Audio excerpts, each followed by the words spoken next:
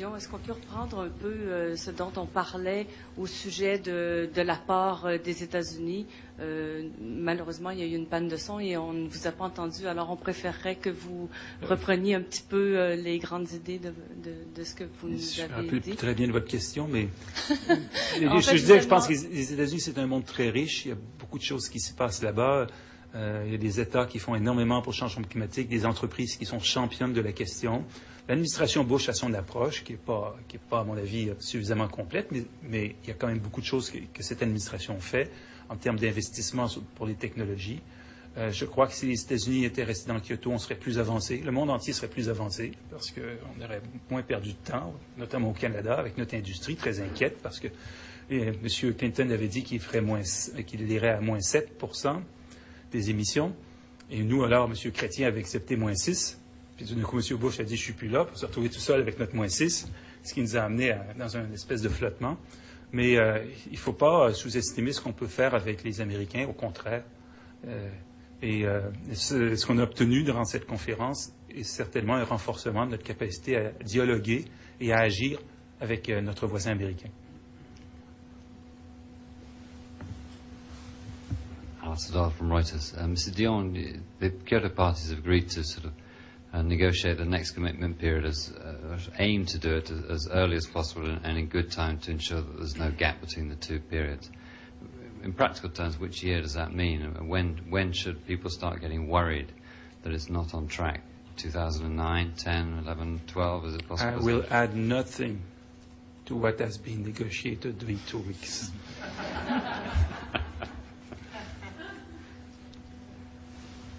Tim Hirsch from BBC News. Now that we have these two processes agreed about in terms of further talks, I wonder if you could elaborate a little bit in terms of what you see as the procedure. What are we actually going to see, for instance, in this second track in the dialogue?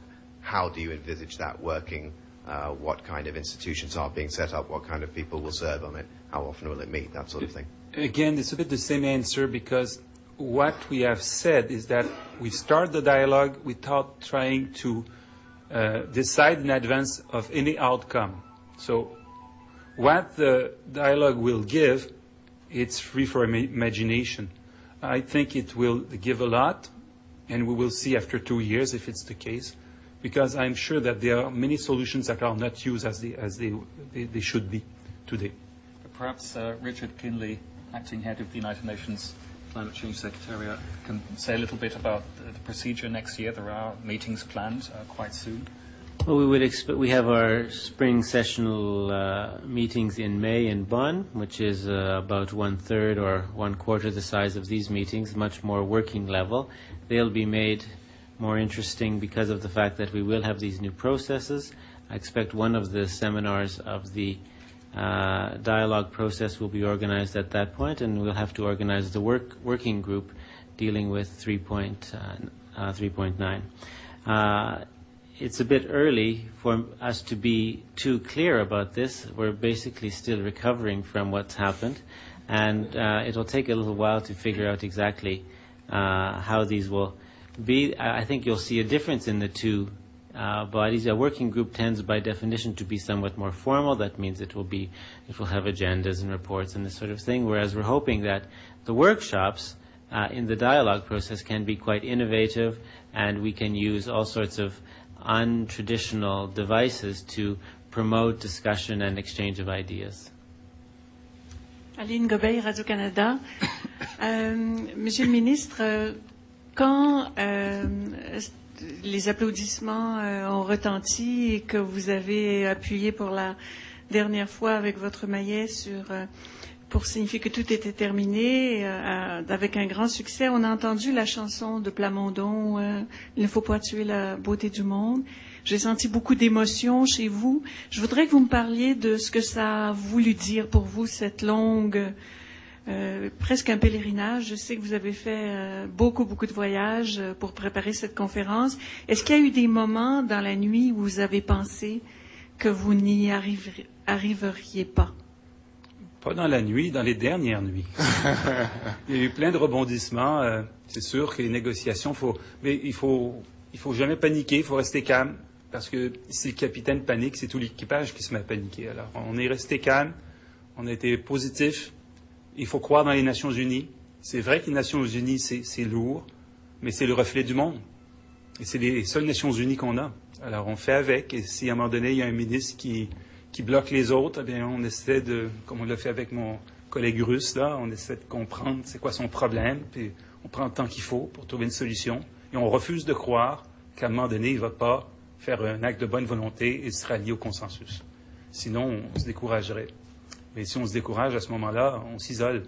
Et ce n'est pas une solution, l'isolement, face à un problème global comme les changements climatiques. Peter Gorey from the Toronto Star. The NGOs are characterizing what the United States has done as blinking in the face of tremendous pressure from most of the rest of the world and within their own borders, in the business community, other politicians, the public, the media. Is that how you would characterize what has happened, or how would you? No, I would suggest to my successor, believe in the good faith of everyone, or you will not succeed. I think Madame Dobriansky acted in good faith. She has a disagreement with me about Kyoto, but she never told me I will never work with you in any way. She would have told me that, I would not have tried. And I tried because I always had the sense that there was a door open somewhere. I needed to find the door. But a door that the others would accept, because there is no way that we will slow down anything. We need to be all together, so the dialogue will help us even more to be together. And I want to say also that it has been prepared. That the G8, the Glen Eagles, was already a first step. And the Prime Minister of UK and Canada and the other leaders prepared a bit this conference. And I had many meetings with my US counterparts.